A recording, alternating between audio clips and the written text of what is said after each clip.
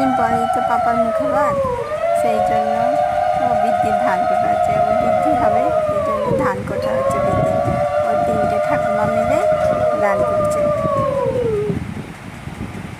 ভুলে যাচ্ছ?